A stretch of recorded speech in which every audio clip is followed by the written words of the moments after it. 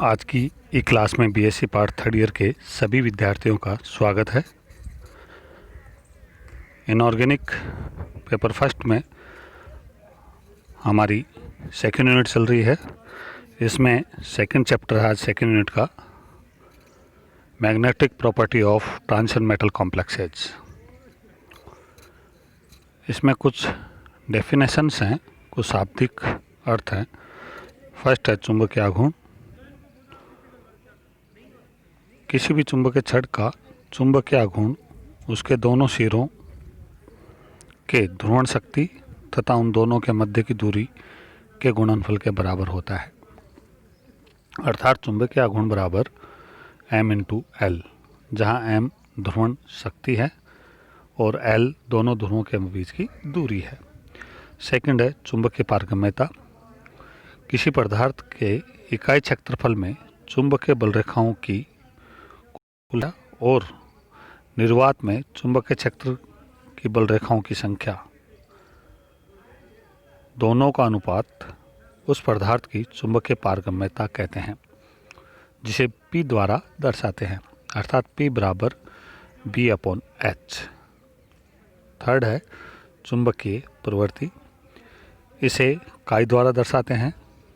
किसी भी पदार्थ की चुंबकीय प्रवृत्ति से यह तात्पर्य है कि वह पदार्थ चुंबकीय क्षेत्र के प्रति कितना संवेदनशील है, अर्थात चुंबक से कितना प्रभावित होता है।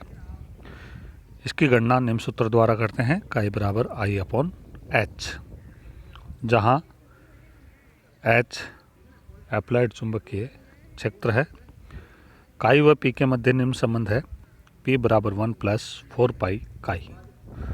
चुंबकीय दृष्टि से तनु पदार्थ वे पदार्थ जिनके क्रिस्टल जालक में चुंबकीय केंद्र दूर दूर स्थित हो, वे चुंबकीय दृष्टि में तनु पदार्थ कहलाते हैं, जबकि यदि चुंबकीय केंद्र पास पास स्थित हो, वो पदार्थ चुंबकीय दृष्टि में सांद्र पदार्थ कहलाते हैं।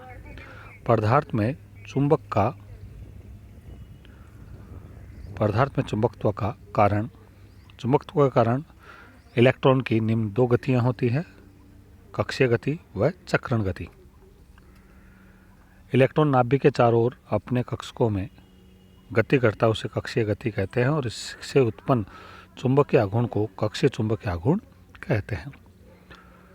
कक्षीय गति के साथ साथ इलेक्ट्रॉन अपने स्थान पर भी गति करता है, चक्रण गति, और इस चक्रण गति के कारण उत्पन्न चुंबकीय आघूर्ण चक्रण चुंबकीय आघूर्ण कहलाता है। कक्षीय तथा चक्रण दोनों गति के कारण उत्पन्न चुंबकीय आघूर्ण के कारण ही प्रत्येक परमाणु एक छोटे चुंबक के समान व्यवहार करता है। चुंबकीय व्यवहार के प्रकार टाइप्स। कोई भी पदार्थ यदि चुंबकीय क्षेत्र के मध्य रखा जाए तो वह या तो आकर्षित होता है या प्रतिकर्षित होता है या स्थायी चुंबक की तरह व्यवहार दर्शाता है। इस आधार पर पदार्थ निम्न प्रकार के होते हैं। प्रतिचुंबकत्व। यदि किसी पदार्थ को चुंबकीय क्षेत्र में रखते हैं तो वह चुंबकीय क्षेत्र के लंबवत हो जाता है या चुंबकीय बल रेखाओं को प्रतिकर्षित करता है, तो ऐसा पदार्थ प्रतिचुंबकीय पदार्थ कहलाता है, और यह गुण प्रतिचुंबकत्व गुण कहलाता है। सेकंड है अनुचुंबकत्व। वे पदार्थ जिनको चुंबकीय क्षेत्र में रखा जाए तो वह चुंबकीय बल रेखाओं को आकर्षित करते हैं, या चुंबकीय छड़ों के मध्य रखा जाए चुंबकीय क्षेत्र के मध्य, तो ये पदार्थ की बनी हुई छड़ चुंबकीय क्षेत्र के समानांतर हो जाती है, तो ऐसे पदार्थ अनुचुंबकीय पदार्थ कहलाते हैं, और इस गुण को अनुचुंबकत्व गुण कहते हैं। प्रतिचुंबकत्व गुण युग्मित इलेक्ट्रॉनों का गुण है, जबकि अनुचुंबकत्व गुण अयुग्मित इलेक्ट्रॉनों का गुण है। अनुचुंबकत्व ताप व चुंबकीय क्षेत्र दोनों से प्रभावित होता है।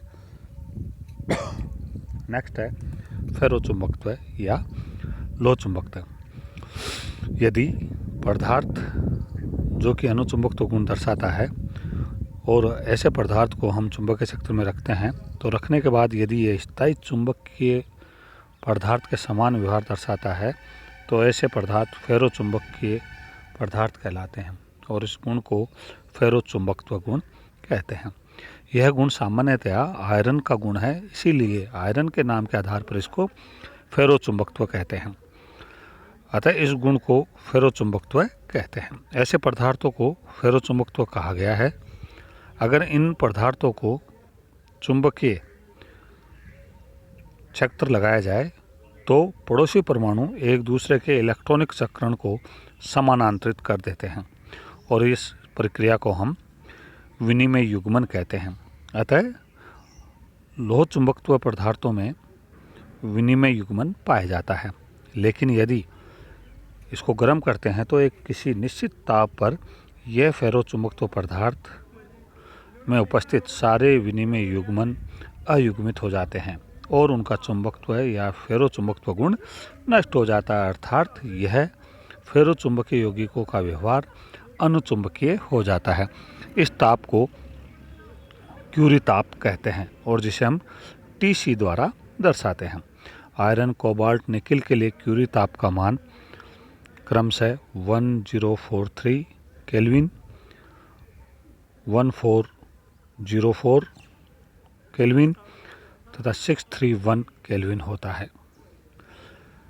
नेक्स्ट है विपरीत फेरोचुंबकत्व। ऐसे पदार्थ जिनमें विनिमय के दौरान पड़ोसी परमाणु के इलेक्ट्रॉनों का चक्रण विपरीत हो जाता है और इस प्रकार क्रिस्टल का चुंबकीय आघूर्ण शून्य हो जाता है, विपरीत फेरोचुंबकीय पदार्थ कहलाते हैं और इस गुण को विपरीत फेरोचुंबकत्व गुण कहते हैं।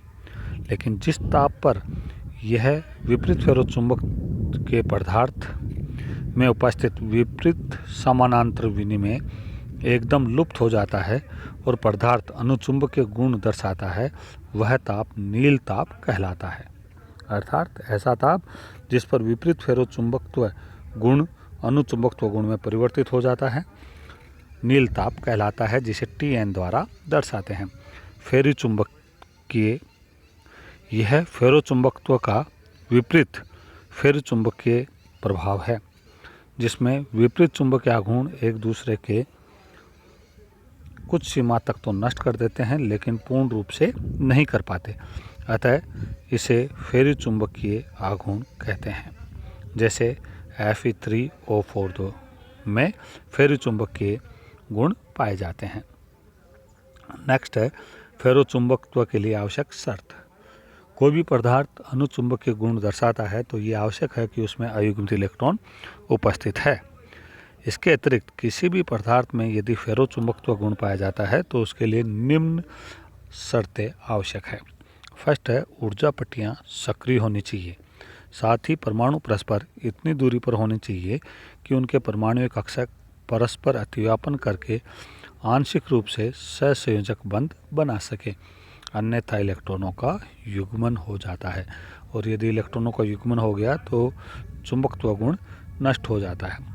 सेकंड, दो इलेक्ट्रॉनों के अंतर परिवर्तन से संबंध ऊर्जा को एक्सचेंज इंटीग्रल कहते हैं।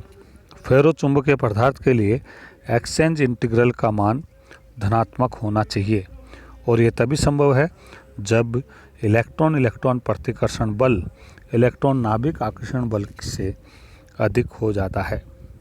थर्ड है परमाणु एक दूसरे से बहुत दूर भी नहीं होने चाहिए, क्योंकि इस स्थिति में एक्सचेंज इंटीग्रल का मान बहुत कम हो जाएगा, जिससे ऊर्जा भी कम हो जाएगी और तंत्र को पर्याप्त स्थायित्व नहीं मिल पाएगा। आयरन, कोबाल्ट, निकिल धातुएं फेरोचुंबकत्व गुण प्रदर्शित करते हैं क्योंकि इनमें पर्याप्त अयुग्मित इलेक्ट्रॉन पाए जाते हैं, उच्च परमाणुक संख्या है, उपयुक्त परमाणुक आकार होता है जिससे इनके मध्य आदर्श दूरी रहती है और इस आदर्श दूरी के कारण ही एक्सचेंज इंटीग्रल के मान उपयुक्त होते हैं और यह तंत्र स्थायी हो जाते हैं और इसी कारण फेरोचुंबकत्व गुण दर्शाते हैं। धन्यवाद। आज की क्लास में इतना ही, आगे नेक्स्ट क्लास में। धन्यवाद।